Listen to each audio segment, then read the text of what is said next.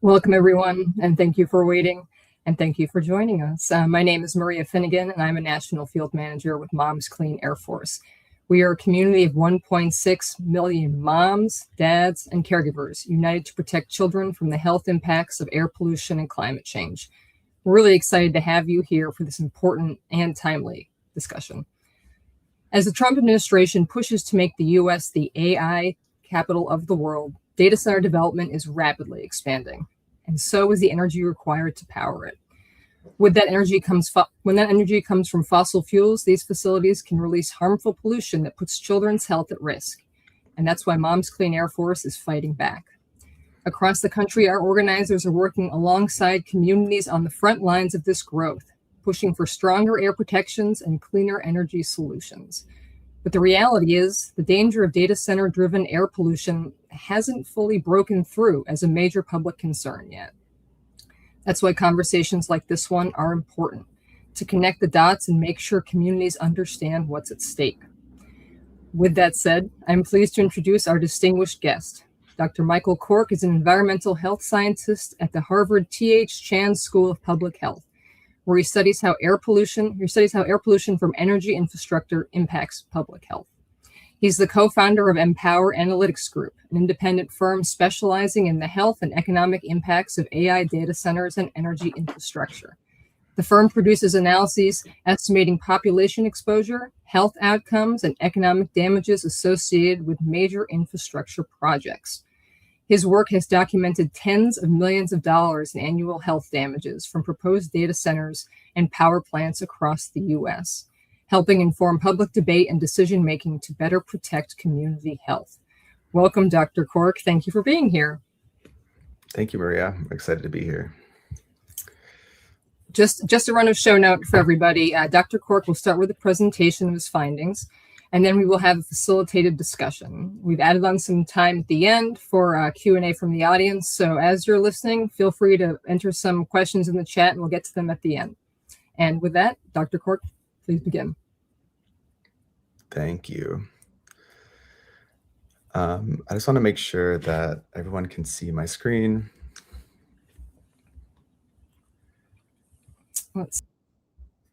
Perfect. Okay, so welcome everyone. I'm really excited to share some of this work on the hidden health costs of energy demand for data centers. Thanks for the introduction, Maria. So I wanted to start this presentation by posing a question. That is, what if I told you that the AI boom has a hidden cost, and that cost is being paid in people's health? There's one data center in Northern Virginia, up to $99 million in health damages every single year. And what if I told you that until recently, nobody had any idea? So hopefully this has garnered some of your attention, and I want to step back before talking about the specific data center to give a little background on what I'm talking about and why this issue is important. So I wanted to start with talking about the digital world and its physical footprint. So many people here use AI tools. They're really useful. Maybe you have an app on your smartphone, and you might ask it things like, okay, I have 3 different ingredients. I want to make a recipe in 30 minutes. Can you help me with these answers? Or maybe you need to help draft a text to your friend explaining why you can't go to their party. Or you want AI to act as your finance coach. So often when we do this, it's all kind of digital on our phones. We submit a request and we get an answer. And it can feel like this is happening kind of really, it's hard to know where this is happening, and it might be on our phone, might be on the internet itself.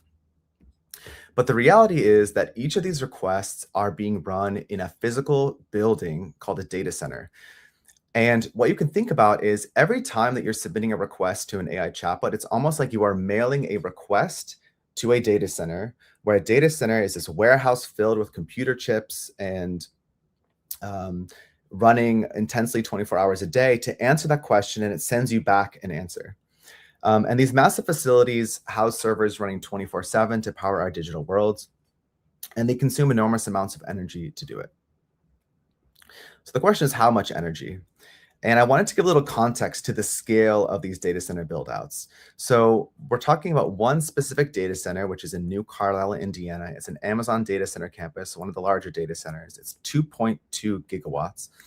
And this actually translates to about 1.5 times the electricity of the entire city of Seattle. This is consuming enough electricity to power roughly 1 million homes. Now, one thing that about this scale is that the city of Seattle was not built overnight. It was not built in 1 year, right? So there's a lot of time to understand how we scale infrastructure like this. However, these data centers are being built on such an accelerated timeline that the infrastructure needed to basically plop 1.5 times the capacity of the city in Seattle in Indiana, and maybe an area that's not ready for that much load capacity, is complicated. And one of the biggest issues is, how are we going to power these massive data centers that are consuming so much electricity? And that's where some of my concerns start happening, right? So one of the worrying trends is, to meet this data center demand, there's a increased reliance on fossil fuels. So what's happening is that estimates show that the increase in data center electricity demand by 2030 is going to increase by 100 to 300%, right? In 2030, right? That's 4 years from now. And one problem is that when the grid, our electrical grid, can't keep up, we're seeing developers considering bringing their own power to these data centers. However, this power is often built through gas turbines and diesel generators, which are running around the clock. And we don't have the appropriate regulatory structure for this new novel technology already developed. And so we're seeing a little bit less oversight than we might see in more traditional power infrastructure facilities. So to give a scale of this growing trend, the New York Times recently reported that by the end of 2025, 39% of gas power capacity being developed in the US is designed to serve data centers on site. And this is up from 5% at the end of 2024.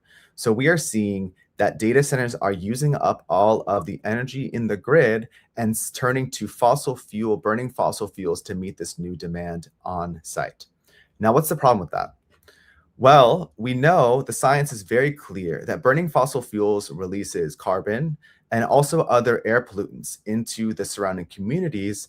And we actually have a really good idea of how this releasing of air pollution is going to impact community health.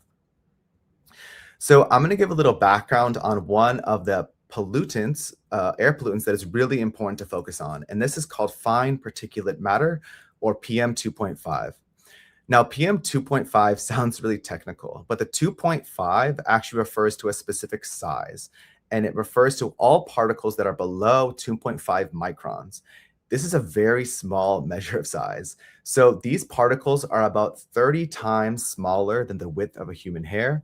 So what I like to think about is, if I take a piece of human hair and I were to cut it 30 times width-wise, that's how small we're talking about. And the reason that this form of air pollution is so dangerous and has such adverse health impacts is because it's small enough to penetrate deep into the lungs and even enter the bloodstream. This can lead to a whole host of established medical issues, which I'm going to touch on. And it's important to note that fine particulate matter is actually something that is produced from a lot of different background sources. It comes from combustion sources like these power plants or on-site power generators that are burning fossil fuels. It comes from the automotive industry. It comes from the airline industry. It can come from dust. There's a lot of different sources of background pollution of fine particulate matter.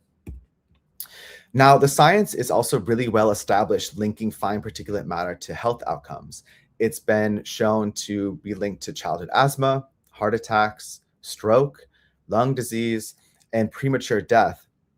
And another thing that's really important to know is that there's no safe level of exposure. There is no threshold for fine particulate matter under which there are no health impacts. So what this means is that any increase in this type of pollution is going to translate into an increased risk of all of these health impacts that I've listed on this slide. So why is it important to focus on fine particulate matter? It also turns out that scientists estimate that around 90% of the health impacts of air pollution actually come through fine particulate matter. So when you're talking about harmful air pollutants, it's really important to focus on this specific type. Okay, so hopefully at this point, I've convinced you why this trend to burn on-site fossil fuel can be harmful to our health. But the question becomes, how do I estimate or understand what the health impacts would be from a proposed facility. And this is something that we have done at Empower Analytics Group, is developed a framework from how we can go from understanding a data center or a power plant that is being built to translate that into the potential health cost to this community. And at a high level, there are 4 different steps. The first step is we need to estimate the emissions. We need to understand how much pollution is going to be leaving that data center or that power plant. The way we do this is there's a couple of different ways, but one of the easiest ways to think about is we look at air permits, which are issued, which show how much pollution is going to leave the plant for PM 2.5 and other important criteria pollutants. And the next step, though, is we need to understand where this pollution is going to travel. And the way we do this is we use peer-reviewed scientific air quality or air dispersion models to predict how these emissions will travel across space and how they'll impact the surrounding communities. As we're going to see with some of our case studies, air pollution can travel far, and it does not respect any sort of boundaries or jurisdiction. So it's really important to understand that when we're talking about air pollution, we're often talking about a regional impact. So if we understand where pollution travels to, next we want to understand who are the people that are most impacted by this air pollution. Who are the people that are living in the areas that are going to be most impacted? What do they look like? Are they at increased risk of some of these health impacts? And how many people live there? And finally, we want to understand the health and economic impacts. So to do this, we use tools developed by the Environmental Protection Agency to calculate illnesses, deaths, and health damage costs. We link these increases in air pollution to those health outcomes, and then we use federal evaluations to understand how this translates into health damages for the surrounding communities. Okay, so at a high level, I've explained what we do in terms of understanding how we go from a proposed on-site power for a data center to the potential health impacts. I want to walk through 2 examples, 2 of our most recent examples. The first is actually the case study that I was hinting to in the first slide, which is we looked at the impact of a data center that was built in Northern Virginia called the Vantage Data Centers, which is using on-site power to generate the electricity needed to run the data center.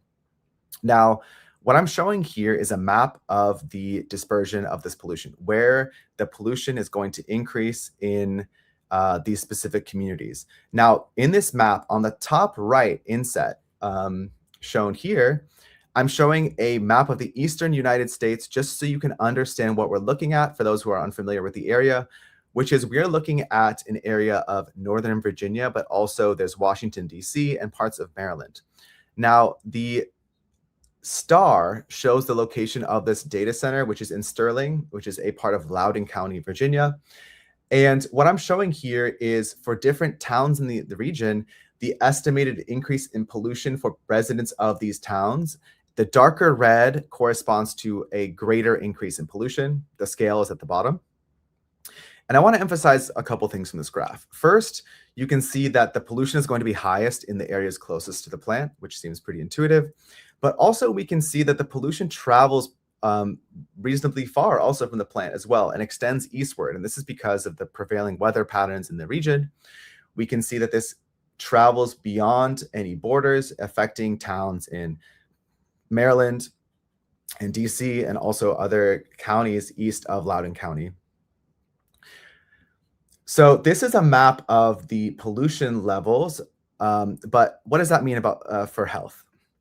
So what this report shows, I want to highlight some of the larger conclusions, which is that the pollution from this plant is estimated to lead to 3 to 7 additional premature deaths per year across the entire region.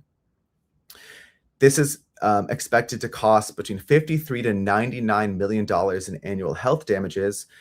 And in addition to deaths, it also is going to increase other measures of illness, including 2,600 new cases of asthma symptoms. And in terms of who's going to be most affected, we know this is going to be concentrated most in the cities of Sterling and surrounding area. And these communities that are the most exposed have 4 times the share of Hispanic residents compared to the Virginia average, showing that the most hard-hit communities from this facility would be disproportionately Hispanic. Another thing we emphasize in the report is that there's an overlap with the communities that are going to be most exposed in environmental justice communities. So on the left, we have a map that is showing similar information to the larger map I have on this slide, which is looking at the fine particulate matter concentrations at these different census tracts in Loudoun County. So this outline is actually of Loudoun County, Virginia, which is a specific county in Virginia. And on the right, the county actually has commissioned or has documented environmental justice areas in that county. And what I'm just showing here is that eastern Loudoun County you're going to see a larger increase in pollution from this plant. It also corresponds to areas that are already designated as environmental justice communities, highlighting that this siting can also become an environmental justice issue.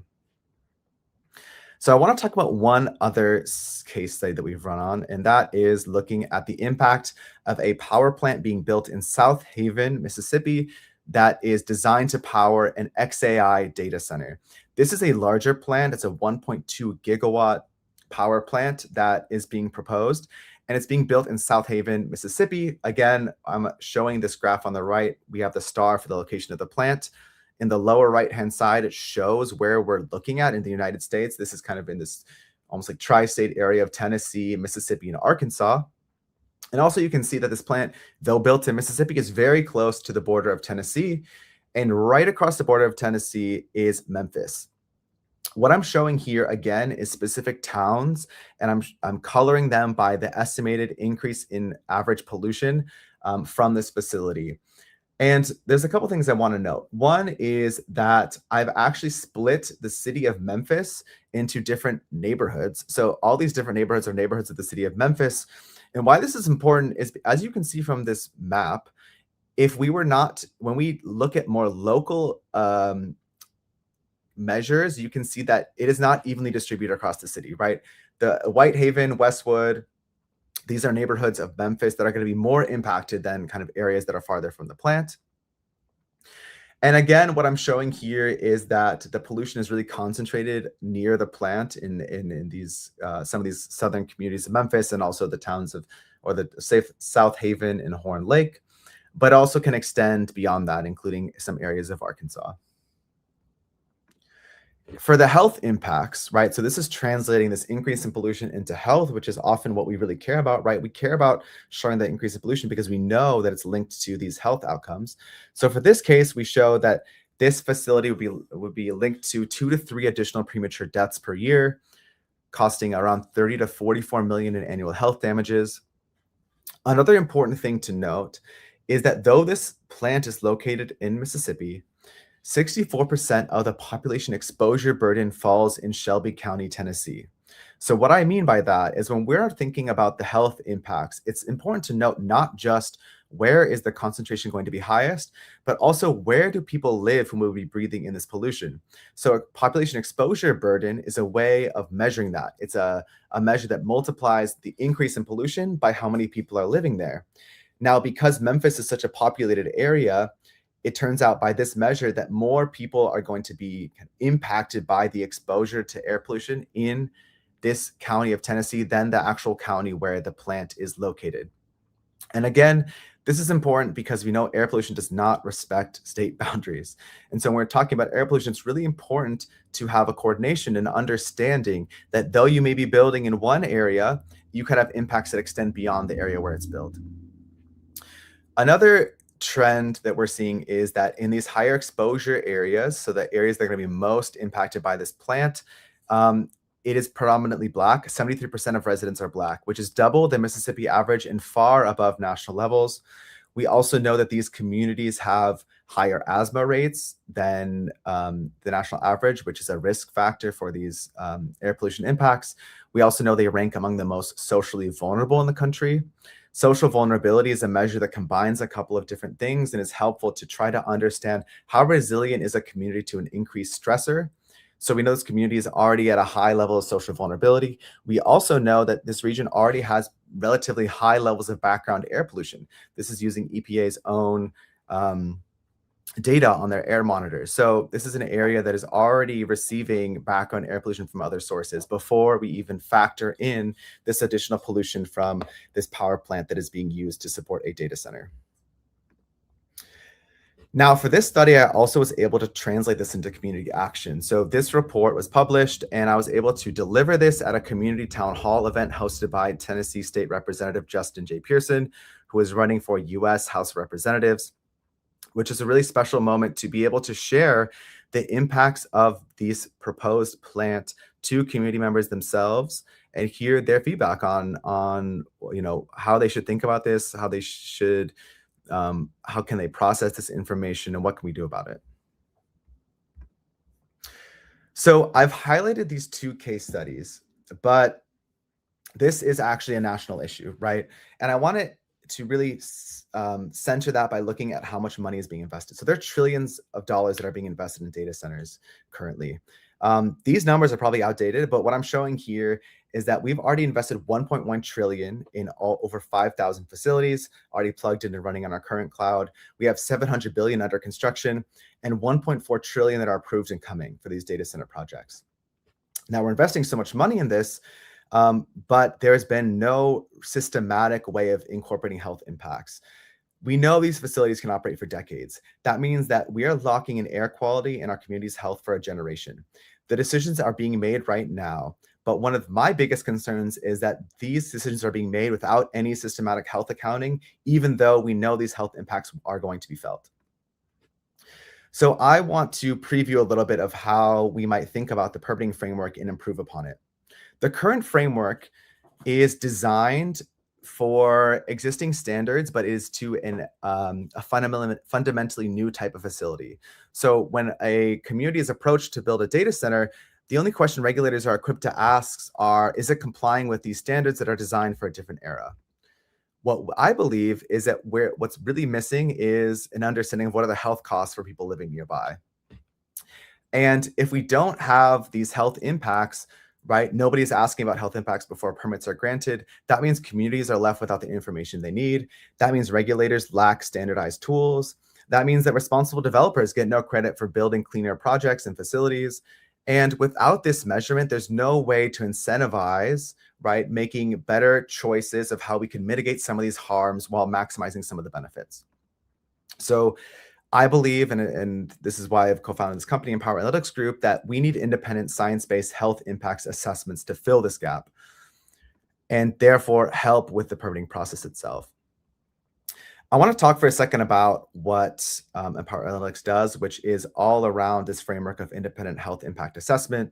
So we produce independent analyses quantifying the health impacts of AI data center infrastructure and what those impacts cost communities.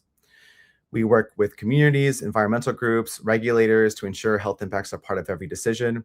And also, we're really open to working with the developers who are committed to leading on health. We want to solve this problem by putting defensible, credible science on the table before permits are granted. We rely on methods that are fully reproducible and transparent, and are the same methods relied on by the EPA and federal health agencies. And we're already starting to see a signal from our impact, which is that our analyses have contributed to permit denials, community town halls, and coverage in major news outlets like New York Times and Politico, and we're just getting started. I wanted to end with a visioning slide, which is, what would it look like if we get this right? How do we call forth a future where AI growth and community health are in alignment? And I've split this into three different stakeholders, right? For communities, I think it means we know what these impacts are before it's built. Every proposed data center should come with an independent health impact assessment before permits are granted, before we lock in these facilities, not after. For developers and regulators, we need to measure what matters. And what I would posit is, for many community members, we really care about our health. And so credible science-based health analysis creates a level playing field where we incentivize responsible development and reward people who are thinking creatively about how we can meet this data center demand in a way that does not throw community health under the bus. And finally, for all of us, I want to create a future where AI grows responsibly. I think AI can grow. I think there's a lot of benefits of this technology, but the only way for it to grow and also make sure communities thrive is that if health is part of the calculation from the start. Thank you.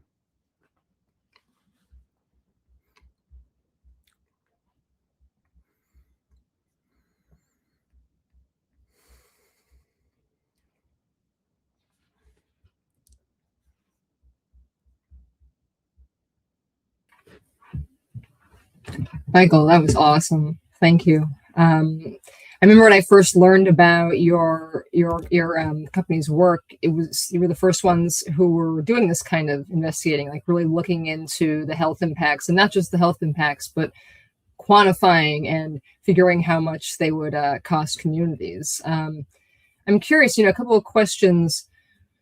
Why do you think that the health impacts of the fossil fuel powered data centers haven't broken through into the general conversation? Yeah, that's a great question. So I think it's helpful for me to back up and tell how I kind of fell into this because I think it helps answer that, which is that my research that I was doing during my PhD was on understanding the science behind linking air pollution and fine particulate matter pollution to health outcomes. And so I'm really well steeped in that literature. And it turns out the science is really clear on linking these increases in pollution to health. And what I noticed is that in this data center boom, we're seeing this urgency around facilities being built faster than any infrastructure in modern history, right? In this slide, I talked about how much is being invested. This is actually already surpassing other American mega projects that we have undertaken. But nobody was putting health numbers to it. And I think the reason is, right, we know the science is solid, but if you're not someone who's in this field, you aren't quite as aware of how we can connect the dots. And I believe that, right, I was well positioned to see that we need to put this information in front of decision makers because it's such a valuable measure for community members. But, outside of maybe health fields, we didn't know that we could pretty easily link these increases in air pollution to health outcomes. That leads me to the next question. You put up a pretty big number there, anticipated $99 million in health damages. How do you calculate that number? Yeah, that's another great question. So at a high level, right, when I talked about the slide, we need to understand a couple things. We need to understand where is the pollution going to travel. We need to understand where are people living, who are the people that are going to be breathing in this pollution, and then translating that. So the way that we do this has actually been developed by the Environmental Protection Agency, which has designed methods to exactly answer this question, which is to estimate where is the pollution going to be impacting communities. How does that increase in pollution translate into health outcomes like premature deaths, like increased illness, like increased asthma symptoms? And that relationship is using the scientific epidemiological literature, which relies on, really large scale studies, including across the entire Medicare database of the United States. And then finally, once we have this estimated impact on our health, we monetize these outcomes using federal health damage valuations. Again, these have been developed by our government, by the Environmental Protection Agency, as a way to, in a regulatory framework, use this cost benefits analysis. So this $53 to $99 million in health damages isn't really our number. It's actually a number that's been used by government agencies to understand what are the trade-offs involved with building infrastructure that's going to emit pollution. Okay, that's really helpful. You mentioned at different points some of these health impacts. I remember you touched on asthma, cancer in different places. What are some of the ones that you really want to make sure people understand are anticipated from this build out? Yeah, so some of the things I really would love people who listen to this to walk away with is that when we're talking about powering data center infrastructure, it really matters the way we're powering it, the fuel mix that we're using. And if we're relying on fossil fuels, air pollution and fine particulate matter is really crucial. And the health effects from fine particulate matter are actually really well established, right? We know that it impacts cardiovascular disease, respiratory diseases, lung cancer, and premature deaths. And these aren't hypothetical. They come from decades of epidemiological research, including these large Medicare cohort studies that track millions of Americans over time. And one of the key points I also like to emphasize is that there's no safe threshold, right? Even small increases in this exposure experienced by large populations over time produce measurable health burden. That's really helpful. The whole time I'm thinking about the friends I have who have children with asthma, and recognizing that if they're children living in these communities, it's just going to be that much harder for them. And also appreciating that a lot of the things that young children experience are also experienced by the elderly population and underserved communities as well, are disproportionately vulnerable. So it's really adding a whole other element of impact to each of these communities where these facilities are built. So thank you for sharing that.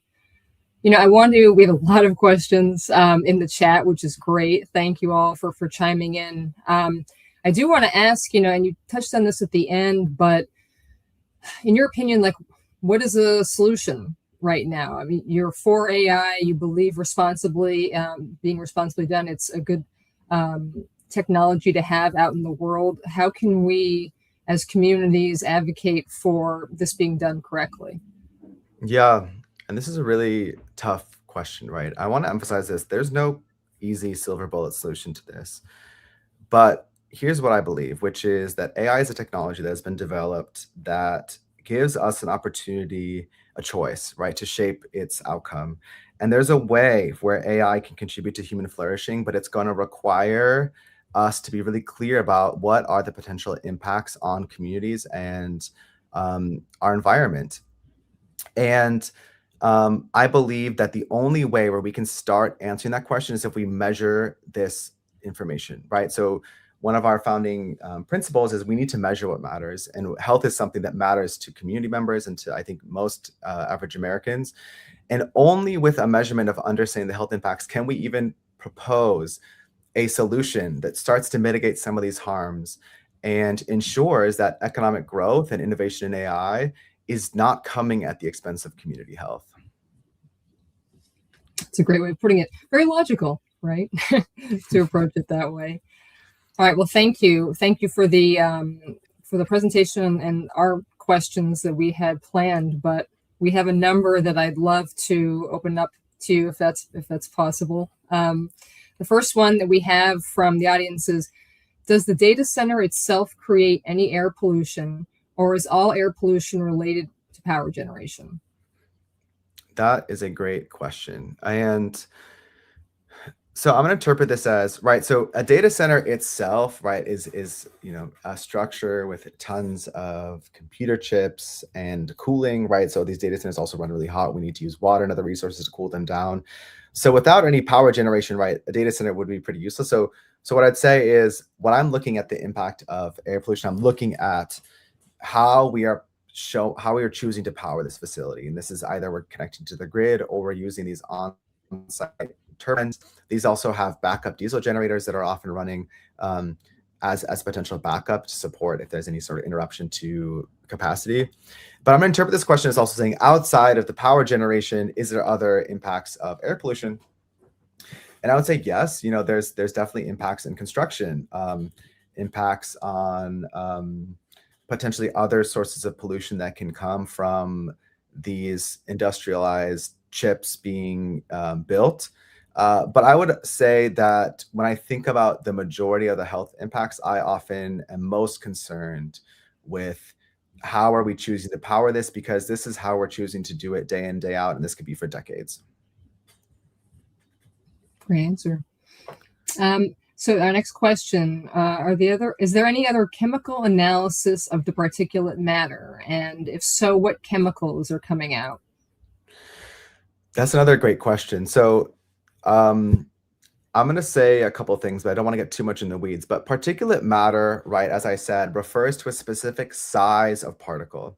Now, within particulate matter, there's actually tons of different types of sources. One reason this has become relevant is it turns out not all these sources are equally, some are actually worse for your health than others. This is something that the science is really emerging. So, for example, we know that particulate matter coming from coal-fired power plants is actually particularly harmful for humans' health. Why this is of concern is the United States has relied on coal in the past. There's been a trend to decommission coal power plants. We're actually seeing a trend of coal power plants staying online, and specifically staying online because there are data centers in the area that need power. So we know that there are specific types of pollution that are worse. And another thing I'll just add is that fine particulate matter is emitted directly from a plant, but it actually can also form from other types of pollution that leaves the plant, like nitrous oxides or NOx or sulfur dioxides. These gases can actually react in the atmosphere and over time create secondary fine particulate matter formation, which can sometimes be a dominant form of this type of pollution.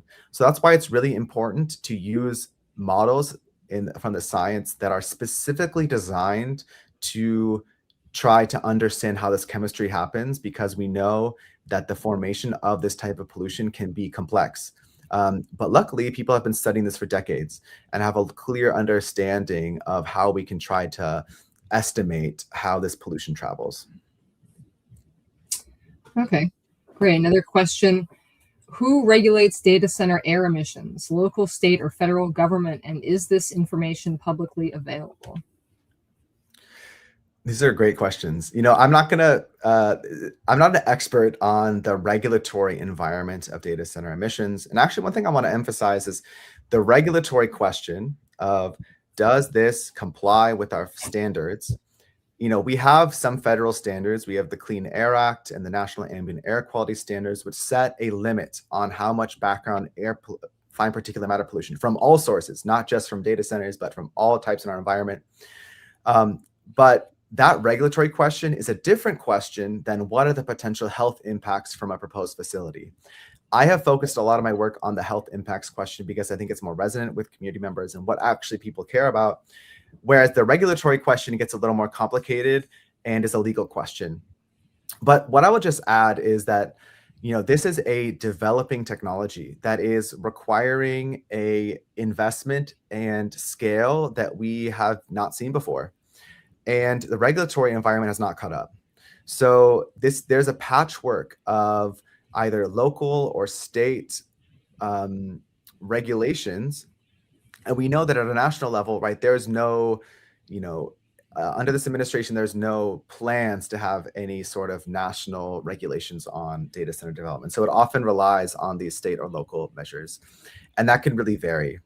So one thing that I really focus on and I feel really passionate about is trying to give regulators and local community members the information they need to get this right, because a lot of people really do want to get this right, but that's going to require a deep understanding of one, how this could impact communities, but two, how we can actually get hard data to measure the specific impacts because only with that can we actually have all the cards on the table to think about what are some of our options.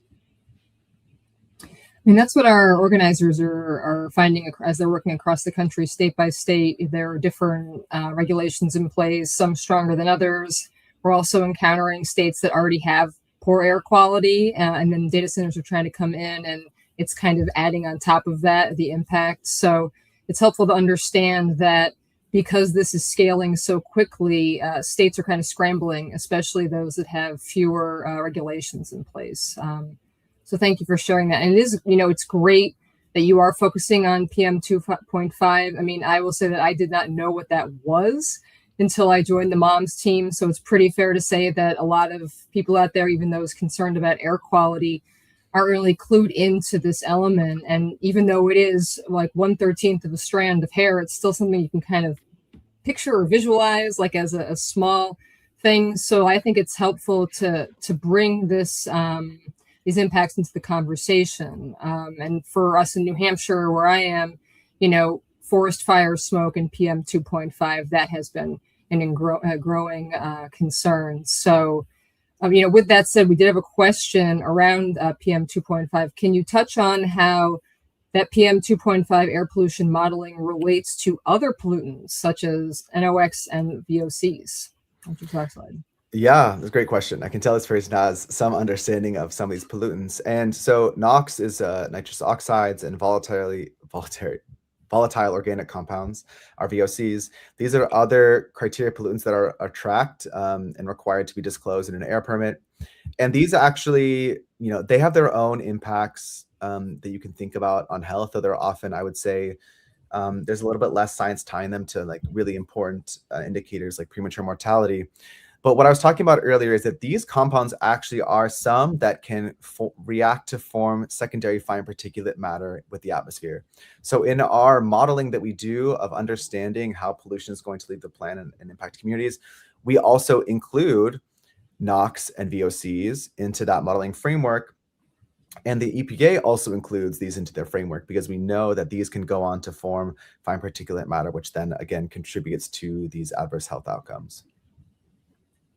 Okay, so it's really creating its additional elements that's helpful to understand. Let me think here. So recognizing all of these impacts you're talking about, we have had a few questions of people just trying to understand like what you're suggesting, and you have given some options, but some of the things our organizers are seeing, our communities and towns are pushing for moratoriums. And then there's some community benefit agreements that those are also have been proposed. What do you think, recognizing the research you've seen, the work you're doing, what's the best approach to get some of these communities to address the concerns? Yeah.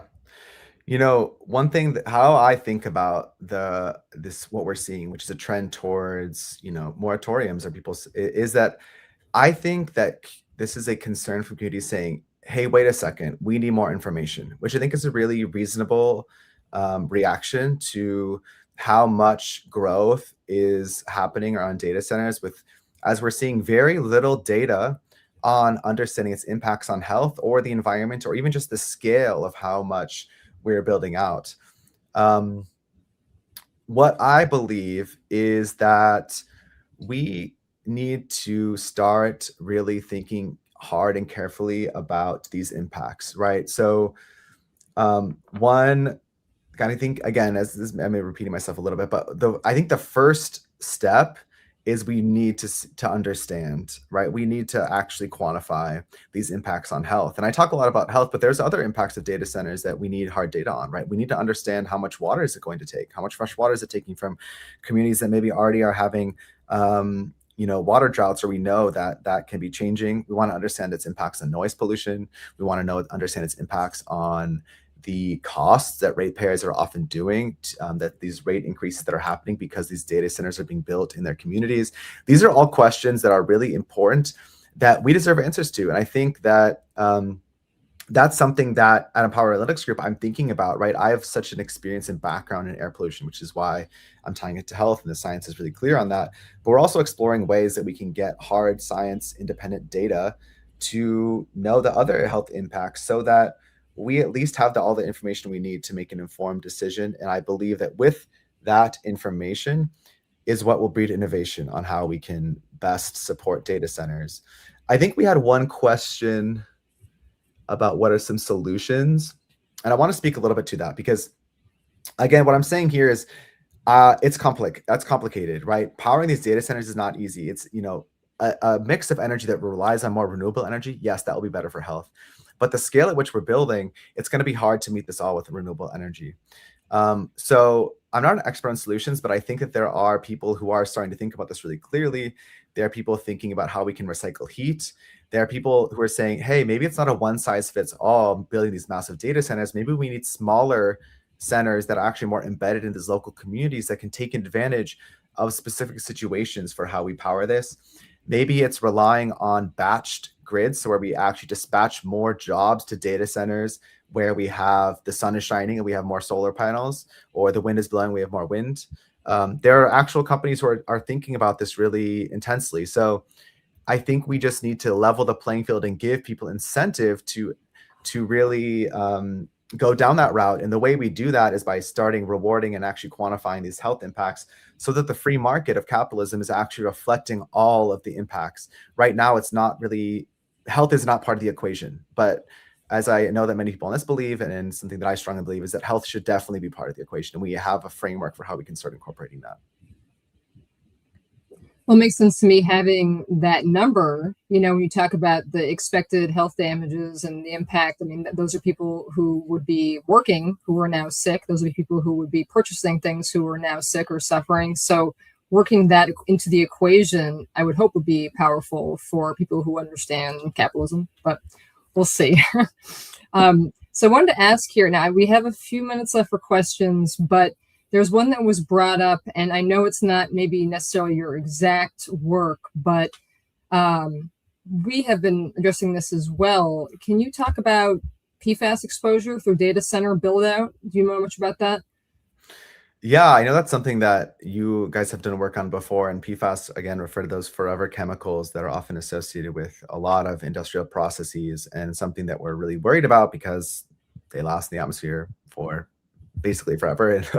And I actually don't have a ton of background on PFAS, but I think it's another aspect where we have experts and we have people who really have a lot of information on this. We need to be asking them, right? We need to be bringing more people in to the conversation. Another thing that I talk about a lot with AI is that AI is a communal technology. AI right now is being really controlled by a handful of very wealthy individuals. But AI is built on the collective knowledge and intelligence of the internet, which is, again, this is something that all of humanity has developed. And so I think that to get this right, we need to make sure that we have everyone at the table who has all this information that they can contribute, so that we can make sure that the AI is developed to help human flourishing instead of bringing us closer to a dystopian future that I think a lot of us fear. Thank you. Yeah, and that is a great reminder that the information that's being drawn from AI is coming from shared sources. So it is, we all have input into the responses ourselves, which is kind of crazy to think about. All right, I have one more question that I wanted to ask because I think it would be helpful just for people to understand exactly how your modeling works. So the question is, can you elaborate on your emissions modeling approaches? And are you able to model emissions from diesel backup generators as well? Yeah, these are another great question. So the way that we model this dispersion, which is, a fancy way of saying where is the pollution going to travel, is we use established methods in the literature which are designed to answer the question of how does an increase in fine particulate matter exposure translate into health. And so the way that it does this is it models using information on the weather and the kind of background of where the emissions are leaving. It shows what is the increase in annual PM2.5 exposure. So the average annual increase in exposure. This is because in the scientific literature, we know that this increase in annual average PM2.5 is how we translate it into these health impacts. And these models are designed to, one important aspect of them is they are also designed to estimate how chemistry happens. And as I've said from before, it's really important when we're talking about fine particulate matter that we model the chemistry of how secondary formation can happen from some of these other pollutants like NOx, like VOCs, like ammonia, because we know that can even be sometimes the dominant form of fine particulate matter. So we have models that can kind of estimate how that travels and also how these chemicals develop. And then what we get out is a grid or an estimate of where this pollution is going to travel to. And I've shown in those case studies how we can aggregate that to different areas like towns or census tracts, which are really important for people living in them, but also for decision makers who are thinking about what makes sense at an administrative level to understand, the average health impacts for people living that. And the second part of this question was, can you model emissions from diesel backup generators as well? The answer is yes. We have, to this point, that's something we're actually working on developing. With diesel backup generators, it's slightly different than the case of a gas turbine, because these gas turbines are running 24/7, right? These are running 24/7 to power the emissions. Diesel backup generators are not running 24/7. It depends on how often they're being used. We know that at a minimum, they're being used periodically to test that they still work. But the reality is we don't know how often these data centers are using them, though we have concerns, right? Loudoun County, Virginia, which is the same place where that Vantage data center is actually also the data center capital of the world. There are hundreds, if not thousands, of diesel backup generators in that area. Now, what would happen if the grid went down and suddenly all of these diesel backup generators came on at the same time? That is a question that concerningly has not been answered. So I think it's really important to think, and we know we can answer it, right? We just need to have the will and energy to say, this is an important question that we care about when we're siting facilities. And just one last thing I'll say about that is I've done work on specific data centers, right? Where I talked about the XAI, I talked about Vantage Data Center. Something I'm also building towards is we need to understand cumulatively how this is happening, right? If we have areas that we've already cited 100 smaller data centers, that could have the same impact as one large data center. But right now, if we're only looking at one by one, we wouldn't really see that impact. So it's also important to think about cumulative health impacts. And this isn't a new question. There, we have other kind of regulatory frameworks in different fields, but I think as this emerging data center and AI infrastructure, we haven't quite caught up and kind of used that to best understand their impacts.